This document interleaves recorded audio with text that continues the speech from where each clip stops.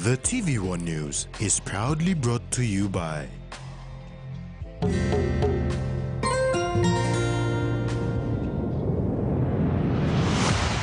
BSP, our bank, our people.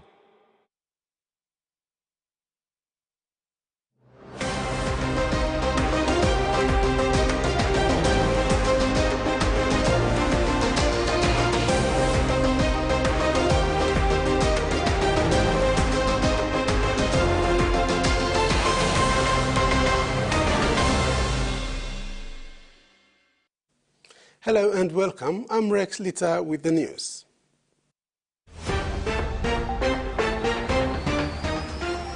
In this edition, Prime Ministers end work with ANZAC drone service, youth surrender illegal firearms, and MVIL returns to support referees.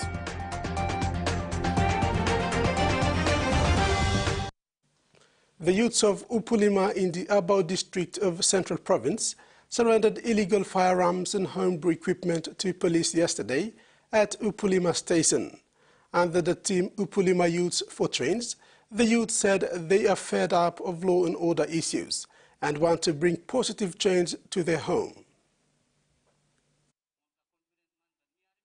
In a small yet significant ceremony, youths of Upulima in the Abau district of Central Province gave up illegal firearms and homebrew equipment to police. Something we always have givable strength. Something we always have look anta flow this blood down today. Papa God, you witness him, even on people witness him. Only come na surrender him. The equipment consisted mostly of gas cylinders. Under the theme Upulima Youths for Change, the young men said they are fed up of law and order issues and want to bring positive change to their home. Upulima police officer Sergeant Sabila Hawan said the surrendering of the illegal items follows the brutal murder of a youth last month. Hawan said a huge fight ensued in the community who believed that the youth was killed through sorcery. After one blood died in Kirablo, one blood youth. People go through lo some situation lo here where fight kirab na planting man kisim bagarab lo disla something. Only using bush knife na cutting man na close to money die. After the fight, police conducted an awareness on the risks and disadvantages of engaging in illegal activities. This awareness campaign led to the surrendering of illegal firearms and homebrew equipment. We still carry out our duties. Now one blood is la duties and we carry them out and resolve problem now you looking. Hawan challenged the youth to never go back to doing illegal activities. The illegal items will be kept at the Upulima police station, awaiting directives from the police hierarchy in the province on when to destroy them. This is something come on them challenge. You talk you lose him now you go back now you touch him law you got plenty way lo come kiss him. Youth coordinators Sibi Hayawa said the surrender of illegal items is a first of its kind for Upulima. He said now the youths are expecting authorities to offer them opportunities to improve their livelihoods, including employment.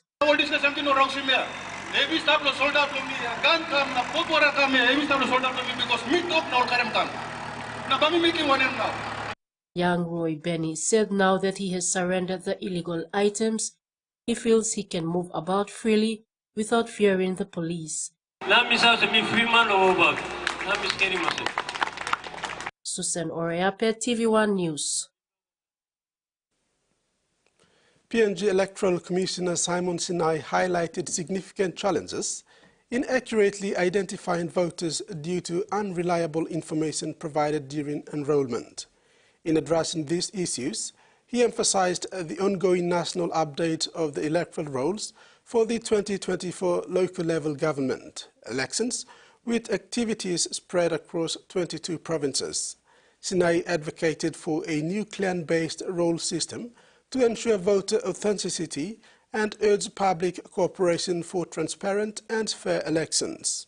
He also stressed the importance of coordination with other government agencies like the National Statistical Office and National Civil Registry to prevent overlap and confusion during voter registration processes.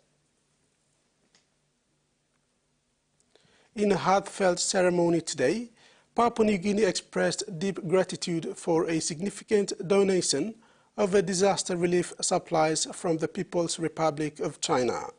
The event was attended by notable figures including Zheng Fanua, the Chinese ambassador to PNG, and Harry John Akipe, Secretary of Defense and Chairman of the National Disaster Committee. On the morning of April 25, 2024, a significant event unfolded as Papua New Guinea expressed profound gratitude for the generosity of the People's Republic of China during a humanitarian crisis. Speaking at the ceremony, PNG's Minister of Defense conveyed the country's appreciation for the generosity of the Chinese government and its people. The minister highlighted the donation as a symbol of solidarity and support during a time of crisis, underscoring the importance of international cooperation in overcoming adversity. The supplies are expected to provide substantial relief to communities affected by recent disasters in Papua New Guinea. The minister also praised the dedication of those involved in coordination and delivery of the relief efforts, emphasizing the spirit of collaboration essential for rebuilding and recovery. The government of Papua New Guinea reaffirmed its commitment to efficiently utilize the aid to uplift affected communities and thanked China for standing with PNG during this challenging period. The gesture was celebrated as a testament to the enduring friendship and unity between the two nations. Susan Oreape, TVWAN News. In WWII, vanilla farmers are revolutionizing their trade with the aid of the EU Straight PNG program, supported by the FAO and ITU. Transitioning from local farming to the global market, they have created an online marketplace that has already attracted an Australian buyer. With improved farming techniques and digital skills provided by the program, farmers like Nicodemus Mainga and Jeneline Mambar are not only enhancing vanilla quality, but also expanding their market space, showcasing a successful blend of traditional agriculture with modern digital commerce. This initiative represents a significant lead towards sustainable global business opportunities for the local community. It is an added digital infrastructure to enhance e-learning at the Bomana Police College with support from the PNG Data Co. The newly built National Center of Excellence website was built to empower the institution in its work to enhance training for police recruits. The Bomana National Center of Excellence welcomed PNG Data Co's commitment to the country by contributing to the institution's digital capacity. Officer in charge Joe Bukikun said the new website and e-learning platform will empower the NCOE to deliver a more accessible, efficient and standardized training experience for future generations of police officers. Total learning management system, it's an online e-learning for police officers, cadets, and also the 7 members. It will be used for exams, to run exams, assignments online. It has that learning management system that will help the police training team to run training online. So in terms of movement and going paperless, enhancing technology, this platform will surely help us as we transition into the digital space in terms of harnessing technology to our advantage. Also handed over was a newly developed e-learning platform that will enhance training for police intakes and revolutionize classroom learning for future police recruits. The tool, and we're thankful for DataCo, who has come on board, supported us. Not only this, but have provided so much support and services to us throughout the course of our transition from Bomana Police College to the National Center of Excellence, police training. PNG Data Core General Manager ICT and Cloud Solutions, David Amber, expressed his excitement about this milestone. He said the initiative reflects PNG Datacorp's commitment to supporting national institutions like the Royal Papua New Guinea Constabulary. That our aim here is to ensure this National Center of Excellence continuously produce the best intakes, the best police cadets that will basically help to bring law and order and progress to the country. Susan Oreape, TVWAN News. You're watching TVWAN News. OTML Secure's SML extension will have that story and more when we come back.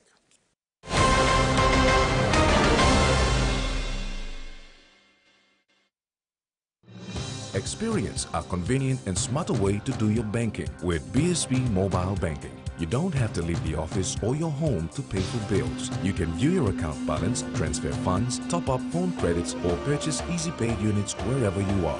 Visit your BSP branch today to register now for BSP Mobile Banking. BSP Mobile Banking, the smarter way to bank. BSP, our bank, our people. A true champion is measured by their courage, their determination, and their passion to never give up and to always keep trying. With a delicious Milo and milk taste and added nutrients, Milo and milk is a great way to fuel our little champions with nourishing energy every day. Because true champions give it their all. Milo, PNG Mia! Prime PNG made. The Toyota JD Hi-Ace bus comes in 14 and 15-seater, high-roof luxury model, powered by 2.8 liters JD engine for optimal performance output, fuel efficiency and quietness, designed with improved safety features and easy maneuverability for tire steering angle. The Hi-Ace lift suspension and annular frame structure is opted for smooth ride, comfort and safety. Experience the ride on the Hi-Ace bus and experience the Hi-Ace pride, the bus that exceeds all expectation. He says the best Hunters players come from his region. So does she. But there's one thing that brings everyone together. SB Lager, Bunyamyumi. A quick favorite meal for the day does feel good. Snacks noodles is my choice for a simple meal. It is easy to prepare and fast to cook. And with a touch of flavor and ingredients, quality noodles that can be cooked and enjoyed in many different ways. You see, my whole family loves it. It's made here in PNG and comes in different pack sizes. Snacks noodles, tastier by you like it more.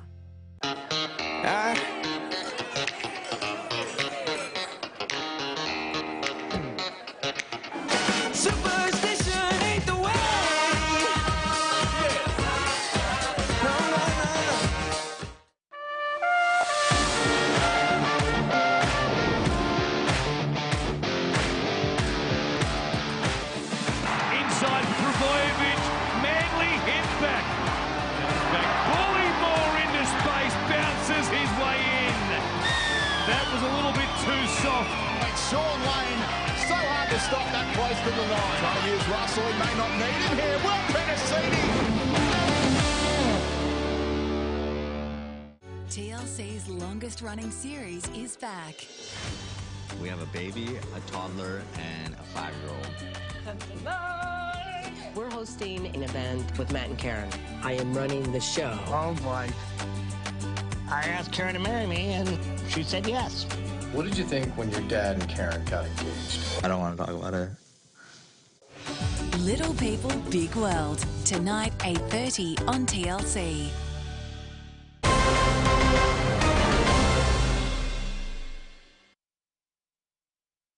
The Gulf province is prone to malaria, one of the biggest killer diseases in the province. Today, the provincial town of Kerema took time to commemorate World Malaria Day. The event was headed by the Gulf Provincial Health Authority, together with its doctors, nurses and the public. The team advancing health equity, gender equality and human rights in the fight against malaria has been a vocal connector from health workers in the province for years. Provincial Disease Controller Yari Wilson addressed the general public explaining that the cure for malaria depends on how each individual looks after themselves. By taking care of the environment, proper hygiene and a clean environment all lead to decreasing malaria in a rural community. The outstation and rural health centers were advised to continue their jobs in treating malaria at earlier stage. The YWAM Medical Ships Australia and Papua New Guinea will continue to deliver vital dental care services. This comes after announcing the resumption of the YWAM dental trailer program for 2024 today in NCD. It was jointly officiated by the YWAM PNG patron Rachel Marape and Charles Abel, witnessed by the Managing Director of YWAM Medical Ships, Ken Mulligan.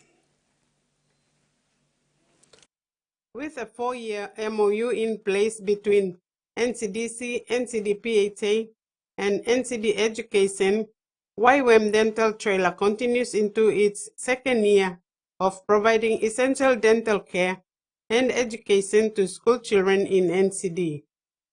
A 300,000 kina funding has been committed by NCD to carry out this operation. I would like to say thank you to YWAM for filling in the gap, while our health department is also trying its level best to provide this service. Hopefully we will get there, but we thank you for filling in the gap in this very, very important aspect of health.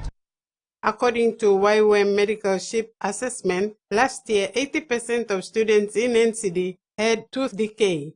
Thus, the dental trailer, equipped with 3 dental chairs and sterilization facilities, will visit 7 schools throughout the year. And we performed 1,200 procedures in a very short time.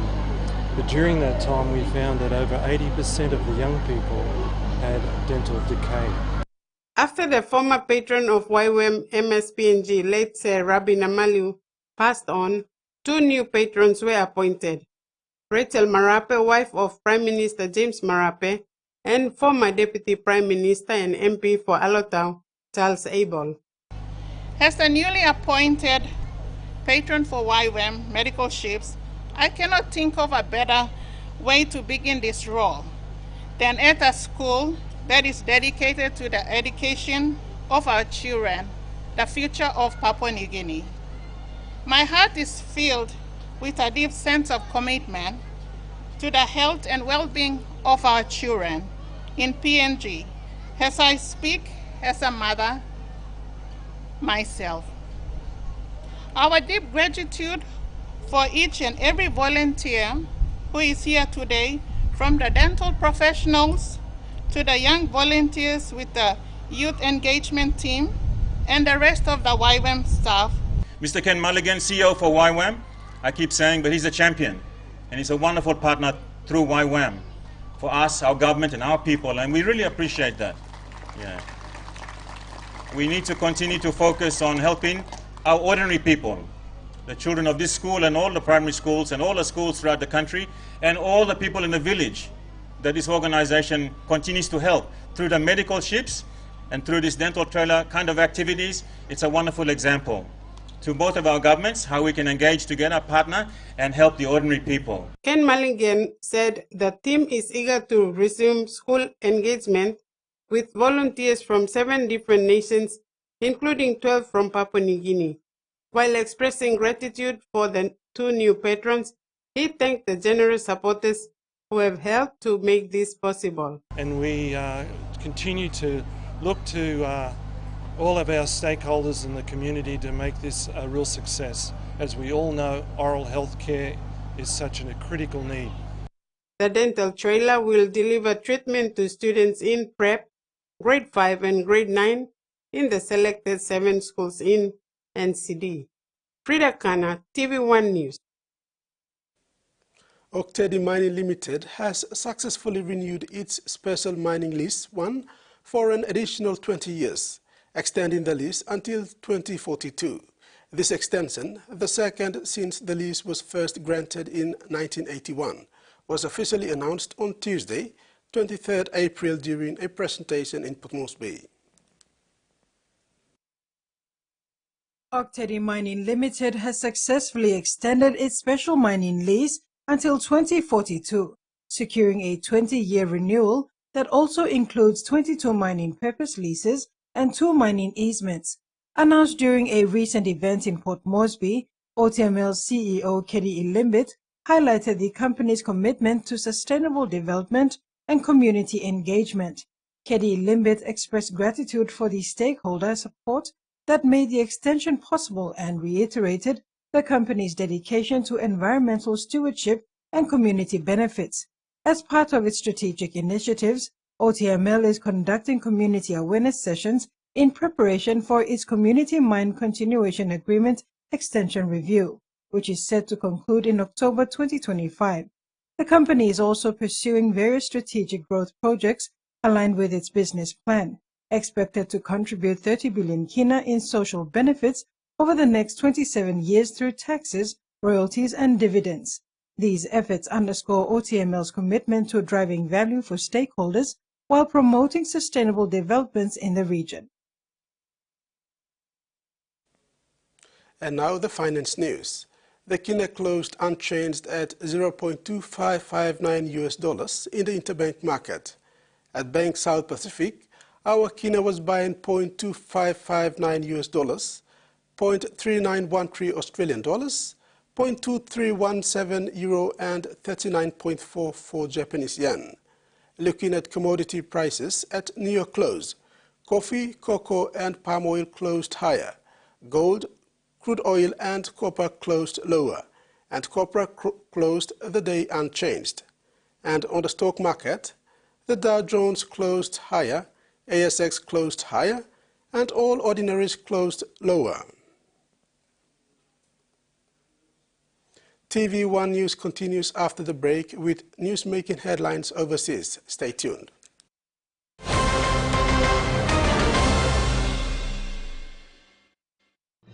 Experience a convenient and smarter way to do your banking with BSB Mobile Banking. You don't have to leave the office or your home to pay for bills. You can view your account balance, transfer funds, top up phone credits, or purchase easy pay units wherever you are.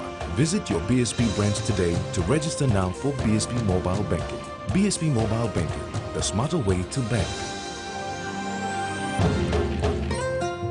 BSB, our bank, our people.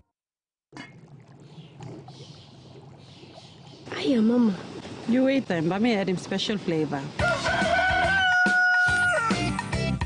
Put in more flavor, put in more taste.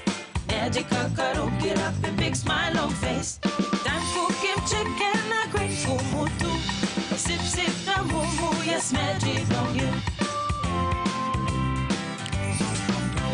Magic, the taste PNG loves.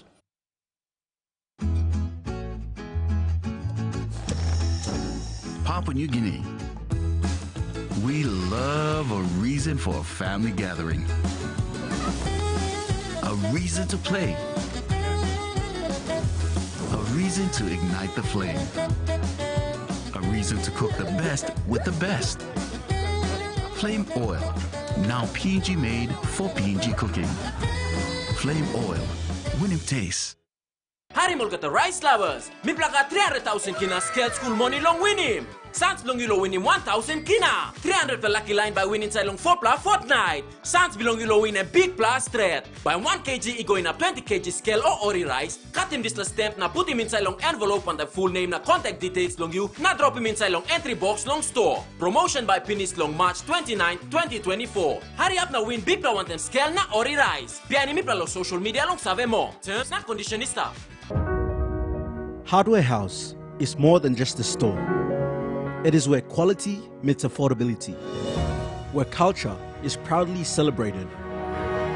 Spanning 9 provinces, we pride ourselves in offering top-notch customer support and services. We're more than just a store. We're more than a brand. We are Hardware House.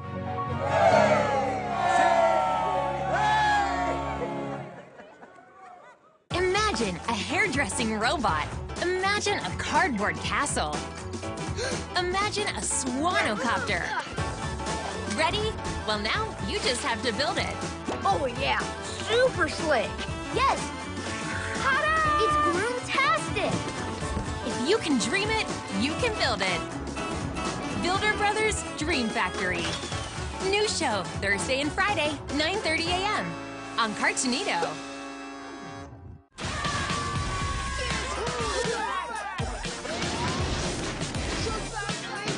Have a nice day.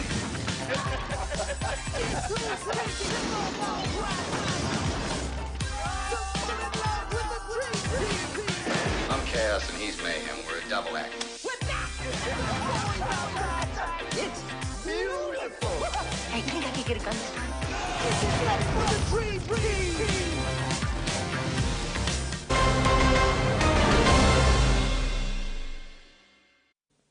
Thanks for staying with us. Turning abroad, an intense period of political horse trading is underway in the Solomon Islands after no political party won enough seats in the last week's election to form a government on its own, in what one experts label an extraordinary process, where acts of corruption historically take place. The main political parties and their winning MPs will now divide into camps in the hotels across the capital Honiara to try and build a governing coalition and select a prime minister. The process is expected to take weeks. The incumbent Minister Manasseh Makiba leads a crowd packed even though his party lost more than half its seats, finishing the count with 15 MPs. 26 MPs are needed to form a government. 5 teenage boys have been charged over the church stabbing attack in southwest Sydney. Is received in just the last hour. We've heard that 5 of those 7 teenage boys who were arrested yesterday have now been charged by police. And I'll take you through some of their charges now. 2 teenagers aged 17 and 14 have been charged with possessing or controlling violent extremist material obtained or accessed using a carriage service. Another 2, both aged 16, have been charged with conspiring to engage in any act in preparation for or planning a terrorist act. And the 5th teenager, who is 17 years old, has been charged with conspiring to engage in an act in preparation for or planning a terrorist act, as well as custody of a knife in a public place. Now, all 5 of these teenage boys have been refused bail, and they are expected to appear before the Children's Court later today. Now, police did say that they believed they were a threat to the community. That's why they arrested them in those 13 raids that we saw across Sydney and in Goulburn yesterday. They believe that they all were known to or are connected to the 16-year-old boy who allegedly stabbed Bishop Mari Emmanuel at the Christ the Good Shepherd Church in Wakeley last week. And New South Wales Muslim community groups have held urgent meetings last night, Jess. They did, Dan, and in these meetings they discussed things like how the community were feeling in the wake of this attack and the language too that's been used by authorities following those attacks that we saw. The Australian Muslim Advocacy Network says that it objects to the phrase religiously motivated violent extremism, which was used by authorities in describing the motive behind the alleged stabbing of Bishop Mari Emmanuel. It argues that this phrasing created a spike in hate incidents against the Muslim community in the past and wants that wording and phrasing changed by authorities. Now, the AFP says it is working with different faith groups in the community to have these discussions and to talk about how they can have more respectful communications moving forward. We know there are community liaison teams out there from the AFP currently speaking to that community, Dan. And Jess, the New South Wales Police say there is no current threat to public safety. That's right. So with all of these arrests that we've seen, they say the threat has now been neutralised and that there is no longer a threat to public safety. With the raids announced yesterday, no doubt that vision in the news would have been quite alarming for some people, especially considering all of the Anzac Day plans that we had in place for today, with thousands expected to gather across Sydney and across New South Wales too. But police say that this is a large investigation. They have it under control. We know that there are more than 400 100 officers that are working through this, and so they have said that the threat has now passed and that there is no longer a threat to public safety, Dan, but we are expecting them to make further arrests and lay further charges with this investigation with the Joint Counter-Terrorism team. A Veterans' March in the nation's capital has wrapped up, marking a milestone for an outgoing Governor-General. Today's march was the last time that His Excellency the Governor-General David Hurley will observe an Anzac Day march. Of course, he's due to leave that post in the coming months, and he is a very senior military officer with a decorated history, and so, of course, feeling the poignancy of the moment, in particular this year, as of course he does, and so many other people do every Anzac Day. It was also the first march in a number of years back on the parade ground at the Australian War Memorial, and this is in fact a redeveloped parade ground. The War Memorial's going through a significant redevelopment. They wanted to have it ready for Anzac Day this year, and indeed it was, and about 1,600 veterans marched up Anzac Parade and along this parade ground, and among those who were thanked for their service were two centenarians who were veterans of World War II. But perhaps the most significant feature every year is the number of people who come and observe this march and who line Anzac Parade to pay their respects to service personnel. Take a listen to some of those we spoke to. A march with people who actually fought or are still serving, men and women. So, you know, I'm humbled to do that. I'm lucky enough to be able to do it, for my family to be able to see me do it. I came last year when we were quite new to Canberra, and they weren't able to march on the parade grounds last year, but they could this year, which is really nice. Patrick, we also heard earlier today from the incoming Chief of the Defence Force. What did he have to say? His journey, his recovery. Vice Admiral David Johnston is soon to take up the position as the Chief of the Defence Force, and he gave the address at the dawn service, the National Dawn Service at the Australian War Memorial this morning, and he focused on the importance of Anzac Day, not just in remembering those who have lost their lives in conflict, but also taking a moment to think about the people who continue to grieve year on year and who have been left behind. We know how many Australians have died in the service of our country, but we do not know how many grieve each Anzac Day. How many are grieving amongst us today? The loss of a child, a spouse, a parent, a relative, a friend. I ask you all to hold in your hearts those who mourn on Anzac Day. That's Vice Admiral David Johnston there. The dawn service was estimated to have attracted a crowd of 32,000 people, and unfortunately it wasn't able to be conducted on this parade ground yet, but we expect that to happen again from next year. But still, even a very cold Canberra morning, as is typical of this time of year, not deterring many thousands of people coming out to observe this very solemn and significant day in Australian military life. Soldiers serving across Australia and overseas have sent messages for Anzac Day. Especially me, remembering my grandpa's service in Vietnam, my dad's service in Timor, and my brother who was also in the Navy. I'm AB Lola Tracy. I'm the medic on board HMAS Hobart. Anzac Day means to me honouring those who made the ultimate sacrifice for our country so we can live freely today. G'day everybody, my name's Captain Brad May, serving with the Australian Army.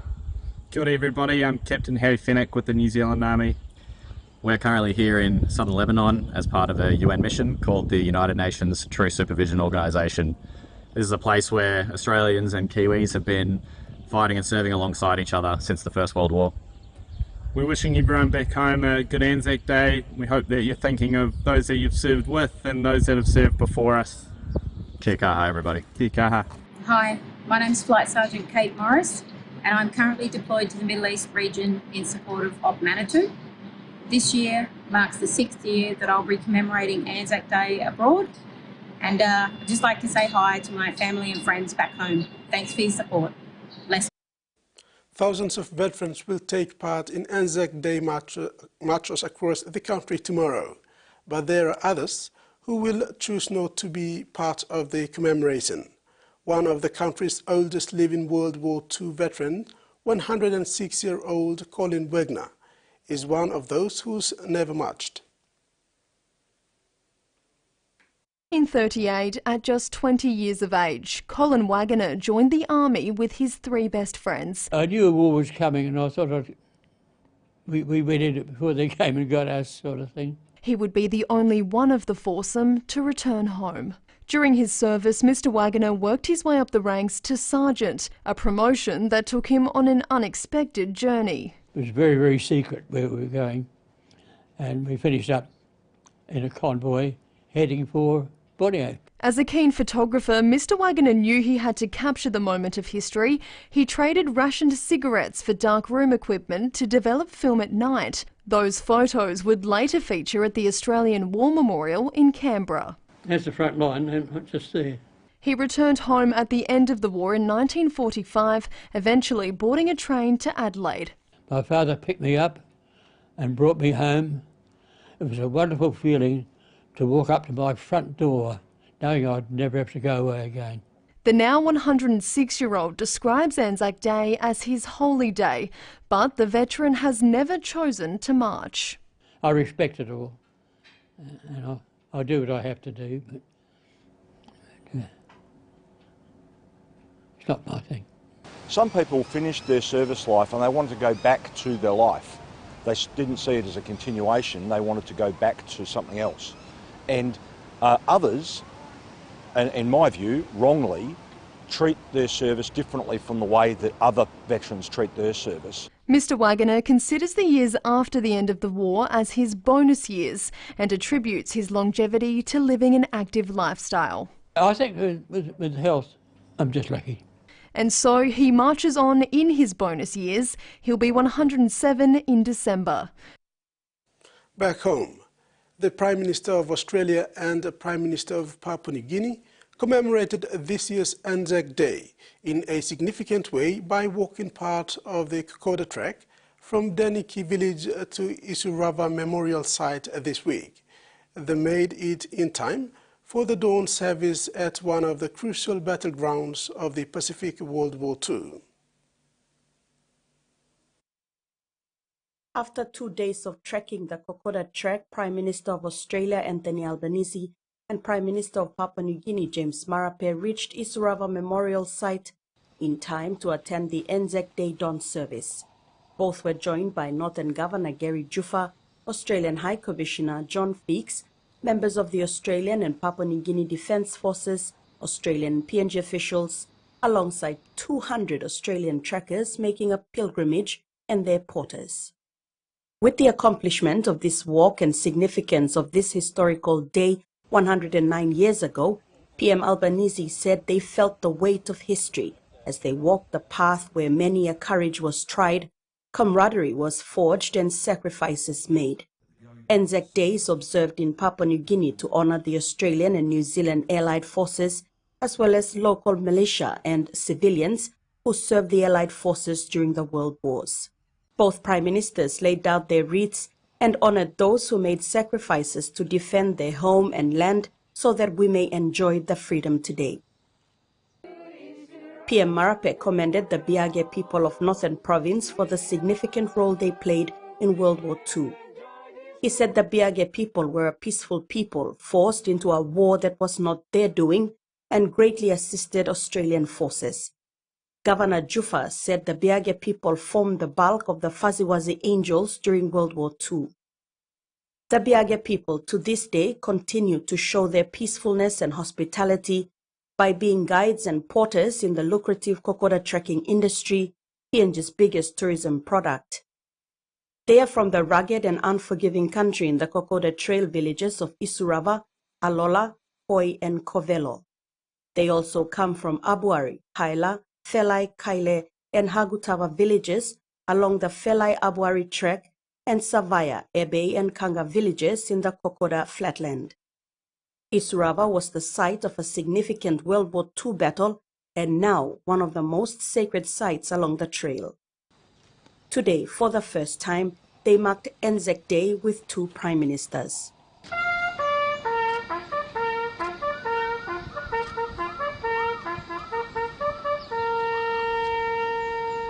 Salome Vincent, TVWAN News. Papua New Guineans joined in Anzac Day services this morning. As is the norm, a dawn service was held at the Bomana War Cemetery to mark this historical day of courage, endurance, mateship and sacrifice. Crowd braved the morning cold at the Bomana War Cemetery today to participate in the Anzac Day dawn service as early as 4 a.m. Members of the Diplomatic Corps, members of Parliament, members of the New Zealand, Australia and Papua New Guinea military were joined by families of those who had fought more than 100 years ago to celebrate freedom and honor those who made that freedom possible through courage, mateship, determination and sacrifice. Air Vice Marshal Darren Webb, Chief of New Zealand Air Force, and Air Marshal Robert Chipman, Chief of Australian Air Force, joined Commodore Philip Polawara, Acting Commander-in-Chief of the PNG Defence Force, in executing the events of the dawn service. The laying of wreaths as one of the main events of the dawn service took precedence. PNG Governor-General Sir Bob Dadai and Lady Emmeline presented wreaths at the memorial monument. Chief Justice of Papua New Guinea Sir Gibbs Salika and his spouse also did the same. The New Zealand High Commissioner to PNG, Peter Zwart, and Australia Deputy High Commissioner to PNG, Joan Londes, came forward together to lay their wreaths. This was followed by other dignitaries and military representatives of the Allied Forces, the United States, Australia, and New Zealand. This year marks 109 years since Australian and New Zealand soldiers landed on the Turkish coastline at Gallipoli during World War I. Their 8-month battle was ultimately unsuccessful, but their courage and bravery amidst hardship have become an enduring symbol of military sacrifice. The day now honors the more than 1.5 million men and women who have served in all conflicts, wars and peacekeeping operations, and more than 100,000 who lost their lives while serving. Dawn services were held in various towns in Papua New Guinea, including towns and cities in Australia. The last toast and the 3 national anthems of the 3 countries were played to conclude the dawn service at the Bomana War Cemetery. And that ends the news segment. Next in sports, Wabo moving on after bitter loss, and MVIL supports referees.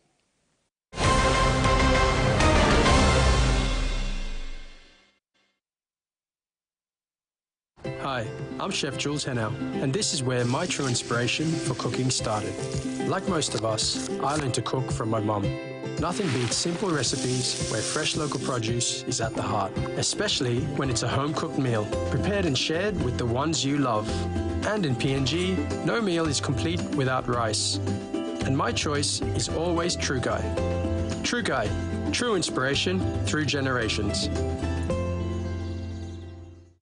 Paying for your PNG air ticket with Cell Money is now possible. Visit the website www.pngair.com.pg to make a booking and select Cell Money as the payment option. You will receive a confirmation email including Cell Money reference number and the amount to pay within 24 hours. Once done, dial *888#, select option 4 Bill Pay, select PNG Air, enter the Cell Money reference number. You will receive a pop-up message asking you to confirm that all your information provided is correct. Enter the Cell Money PIN to confirm the payment. You will receive an email for PNG Air with your ticket details. Call 888 for assistance. Cell Money, a product of Digicel. Yay! Have fun with your Paw Pals this April. Wait till they see what I have planned. What?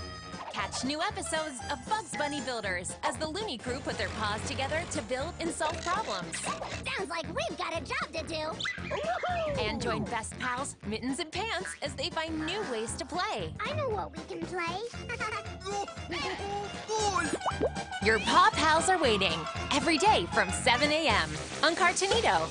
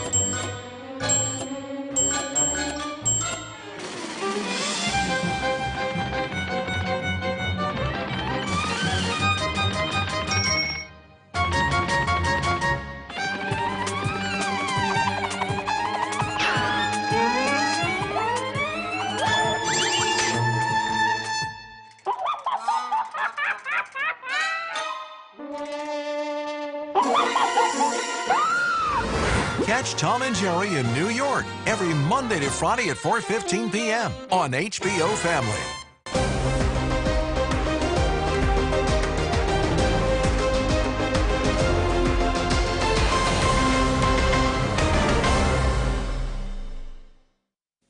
Welcome back.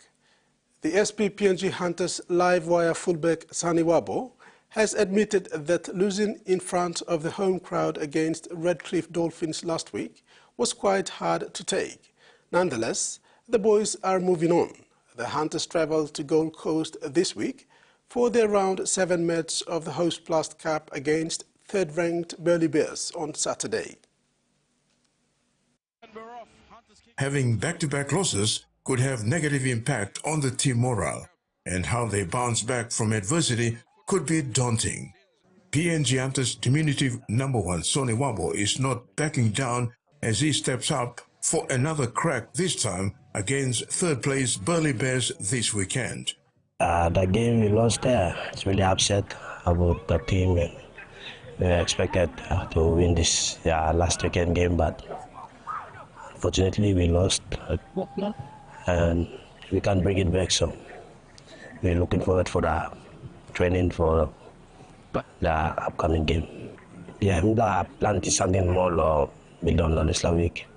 To be honest, we like that last week game we won first half, but back end about 20 minutes, like I don't know, but boys just in that of winning most calls, those guys, so I just give any system low, whatever. But we lost.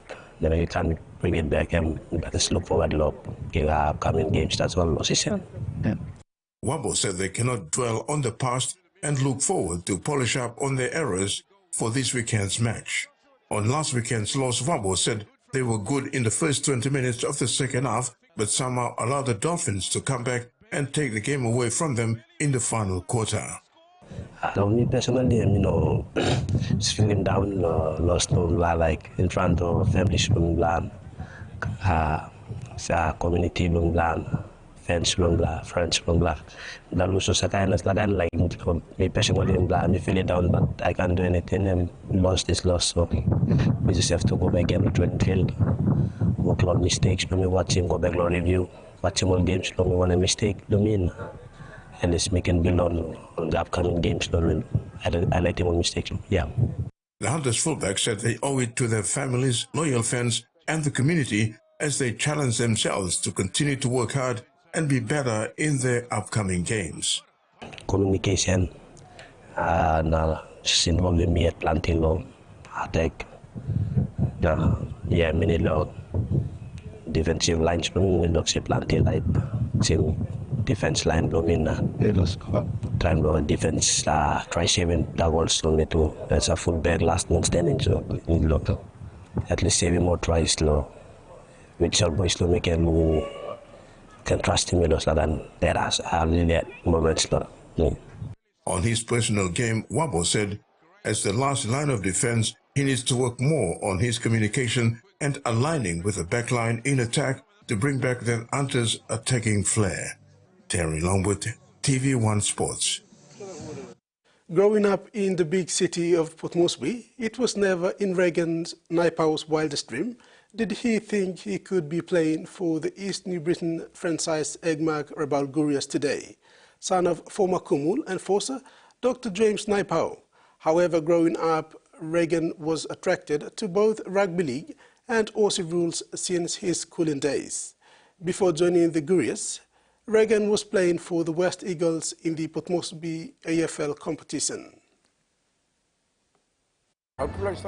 According to Reagan, he plays more rules than rugby league, a different trajectory to what his dad did back in the 90s, a strong, loyal Tarangau rugby league club man who went on to represent PNG on numerous occasions. Reagan's connection to the Gurias was by default after he accompanied his wife to Rabaul last year, 2023. While playing for Rabaul's local club Bala Dogs, Reagan was selected for a series of Guria trials, and the rest is history. He admitted playing for a professional outfit like Gurias was everybody's envy and took the opportunity. October we go, me na Mrs. We go run lab na stop go before Mi go inside all mi go trials pe Guria se. All play all game lap mi go inside. Mi go inside lap na we make him triple trials on all. Finish at lap na no Guria se mo se team de team ko ta sta la mospi sum ta tindila sa team Guria la play. La go na give me the opportunity lo make the trials and me the ski best do me. So ko ta ting na pa mi la make it through inside la Guria squad. The former West Eagles player said since joining the camp, he's been amazed by the Guria setup, including the gym and messing facility, but was quite captivated by the unique club culture, particularly the strong discipline. Guria se was good lo na team that discipline stainched. Oko ta something stainched lo up gym, mess, everything. So I'm something told me like more about Guria sem that discipline, the way people move now, culture the team I'm must stop on there. Thank you. Reagan said since making his debut with the Gurias last year, he had a lot of learning to do, especially keeping up with the standard, the speed and the intensity of the game and the skill level, but loving the challenge so far. Reagan said while there's good and bad about the relocation to Port Moresby, the team has a strong bond in camp and in good spirits. As part of his development, Reagan is using this opportunity to display some of his AFL skills and technique to add value to his game, while he continues to aspire to follow his dad's footsteps. First year, no time to close a decent cup. Na misa to Guras mi aumas of mi ko try la pigi mo lili call something that all teams sa make him lo diesel cup mi ko try la pigi map. Ya mi no ki planti mo game na put mi lo mi no steady long position. As mi ko play stop mi ko move around the position mi ko go na mela center forward. Then go on seconds. So skills and stuff it. I'm a good time or give me. We can give best to me lost skills to me. Lo come lo when I'm pom lo people base lia good feeling that black I'm not in place. So very beginning place and black I'm there was family to stop there.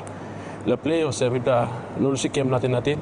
People start a discipline hard round about me but committee me pala training. Just that. Reagan is again named on the Guria's extended bench for this weekend's round 3 clash against the Mount Eagles in Port Moresby on Sunday. Terry Longwood, TVWAN Sports. PNG Rugby Football League and Motor Vehicle Insurance Limited have renewed their commitment in supporting match officials, with MVIL presenting 500,000 kina to the cause. The agreement was signed in Port Moresby today. The renewed partnership between PNG Rugby Football League and Motor Vehicle Insurance Limited will see Rugby League match officials, both in the national competition Digital ExxonMobil Cup and in the affiliated competition, getting much needed support in officiating games.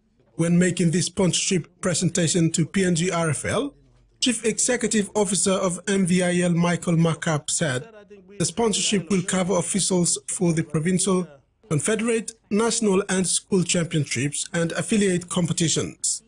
Makap said he is grateful to continue collaborating with PNG RFL to promote fair play on the football field. I now announce that this year's sponsorship will be a total of 500,000 kina. And so that will go towards officials. Without, as I said, without officials, we will never play the game. I believe so. With that, I think we, MVIL, are very, very happy to support Rugby League. Mr. Ondina and your chairman, I'd like to say thank you very much. And we look forward to a great partnership this year.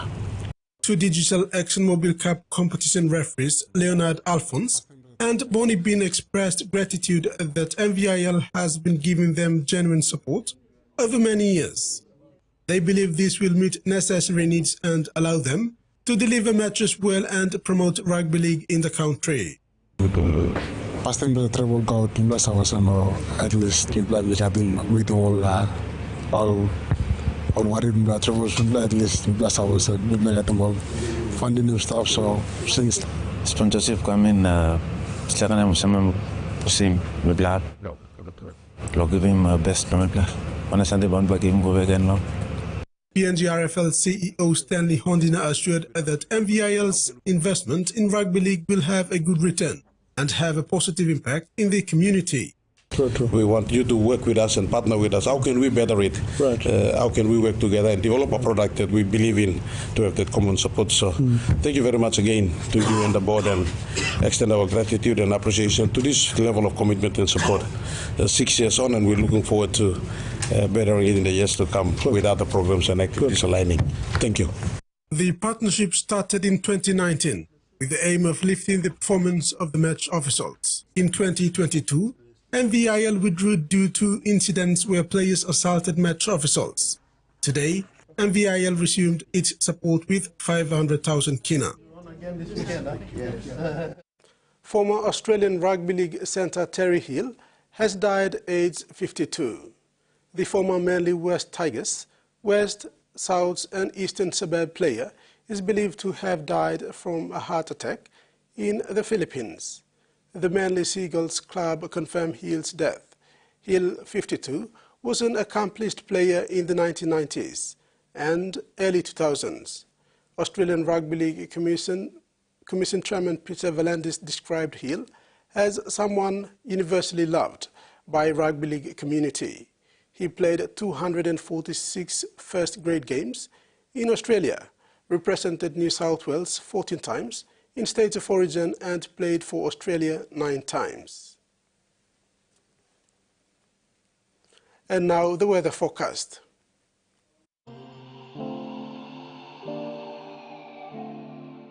Southern Port Moresby, brief showers and possible thunderstorms in the evening. Mamase, Ley and Madang, partly cloudy with possible few showers. New Guinea Islands, all centres, few showers and possible thunderstorms. And Highlands, Mount Hagen, Mandy, Tari and Warbeck, partly cloudy with few showers and possible thunderstorms. Ocean forecast, Coral Sea, seas rough with southeast winds of 25 to 33 knots. Coastal waters forecast, waters of southern PNG Indonesian border, Tudaru to Kiwai Islands, Kerema to Yule Island, Good Point to Samurai Islands. Seas 1 to 2 meters, rising to 2.5 to 3 meters along the warning areas, and waters of Manus and its western group of islands, New Island to East New Britain to West New Britain, seas 0.5 to 1 meter.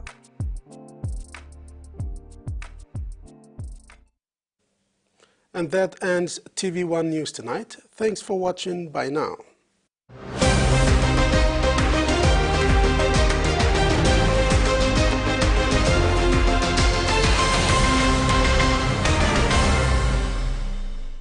TVWAN News was proudly brought to you by